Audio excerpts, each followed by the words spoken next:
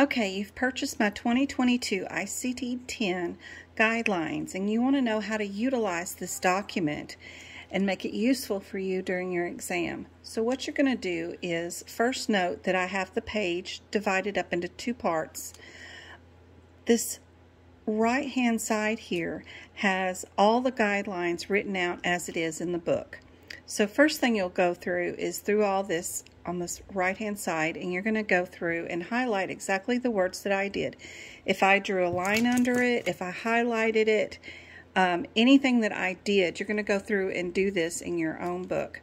I recommend push button highlighters because they're easier to deal with and won't dry out as fast because you can keep the caps on without losing them. But you're going to have to use the Sharpie ultra fine point for any marking in these books. It's the best one, won't smear, and it's light enough to where it won't bleed through the pages if you don't write too dark. So first thing you're going to do is go find that sentence right here, the American Hospital Association, AHA, over here in your guidelines. So these guidelines have been written for those people right here, and you're going to highlight that sentence just as I did in that book or in my notes that I made for you. Just like I did. Then you go find the other sentence that we have and highlight it. Super easy, not hard. Just copy what I did first. My highlighter's already running out. Must be one from last year's.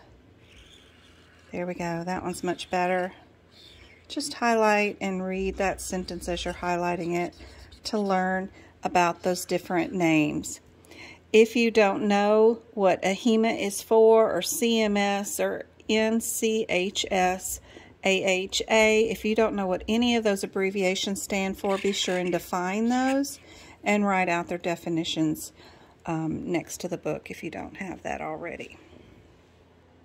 We'll just keep going and highlight everything that I did. The alphabetical index tabular list. We'll highlight that key term. Want to make sure you know what that is. So the next thing was that it was highlighted index and then tabular list. Alphabetical list is index was the next word that was highlighted. Consist of was all highlighted. Then I underlined in that sentence that it was an alphabetical list of terms consisting codes. And that the code, you could do a better job than I'm doing. I'm just rushing. And consist of the following parts. We have an index for diseases, for sure. Injuries, external causes, table of neoplasms, and all that stuff. Be sure you get familiar with that in the book.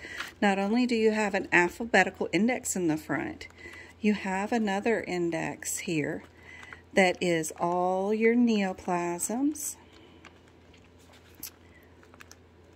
And then you have another index that is all.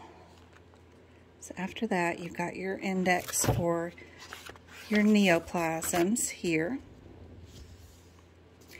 And then you've got another index, which is another index of all your external causes. So you have three different indexes. So not only do you need to underline what I've asked you to, but actually go and look at these sections, because it's important to know your books and where to find some of the answers. I'll also give you hints along the way. Once you get to the copy of your index table, you can write things like your first, for visits that are chemotherapy, radiation, and immunotherapy, our sequencing for these is to code the Z51 first, and then the reason for the visit, or for the chemotherapy, radiation, and immunotherapy, which is usually a cancer code. That's super helpful to go on and move your guidelines to these indexes if needed.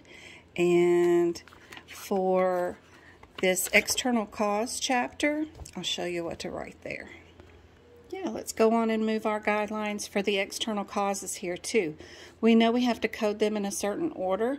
First is how, and then the intent, then the place, the activity, and the status.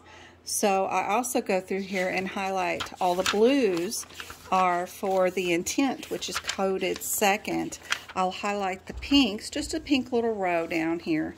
That's going to be my activity, and I know that's coded fourth, if I have any of those. Just things like that. It's not too hard, super easy. All the yellow lines are the place, which is going to be coded third, which is before the activity that I was doing. I was at home when I hit my head. Those kind of things. More blue status back here. And then the very last thing is the status right there in the green. I highlighted those. That's super helpful for when you're indexing, which you won't do during the exam very much, but it's still helpful to do this stuff because the more you work in the guidelines, the more you'll learn it, which is the whole point, is trying to learn all these. If we go to the beginning of chapter 20, which is an external cause list, we can always write the guidelines here too, because these are all external causes. This chapter happens to be never first. We'll write the highlights up here so we can keep in order during our exam. We'll know that what order we are. We're not always given every little scenario. Everything doesn't always have the intent or a status, but you need to make sure you understand that the place comes before the activity when you're coding and sequencing. Now our next external guideline or external cause chapter is over here for chapter 19. So you want to write those right up there too. And that will help you. Writing it in all these places will definitely get you to recognize that guideline and help you keep straight during your exam. And that is what all this is helping you do. Just go through the first 23 pages here, highlight everything that I highlighted, add any information that I've added to the sides. You can see these examples, which I've written examples here too. Some of them I've done screenshots so you know what they're talking about, what NEC looks like when it's in the book. That's all you have to do is make sure you know what it looks like. Practice looking them up in the book and noticing them when you see the diagnoses. If there is anything that says excludes or includes, those are all helpful things to know what the little abbreviations or notations are for. And that's what I'm showing you when I do the screenshots. Then other things that you can add after you've looked at some of the screenshots and highlighted everything in the guidelines like you're supposed to, I put down some scenarios on how to code certain things, like if you're coughing, when would be first, what would be second, those kind of things, and you can write those in. So this example of the G20 comes before the FO2. When you're writing up your guidelines and highlighting them, you can add those kinds of examples over here to the side like that for when you code it. Then also, if you go to your G20 code in your diagnosis book, actually to the code, skip there.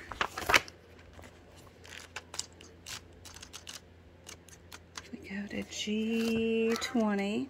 Sorry, my kids are crazy. You can hear them screaming in the background playing. We go to G20. Right here, when I have a scenario right here that G20 will go before the FO2, we do have a guideline noting. That's why I'm talking about it. See, it's in use an additional. We need to make sure that we use the FO2.81 for the dementia, because Parkinson's is the root cause for dementia. So we would never code dementia as the first diagnosis. We would code Parkinson as our first diagnosis, and then dementia is our second diagnosis because there's a root cause. And that's what they're telling us here. And if I go to the FO2,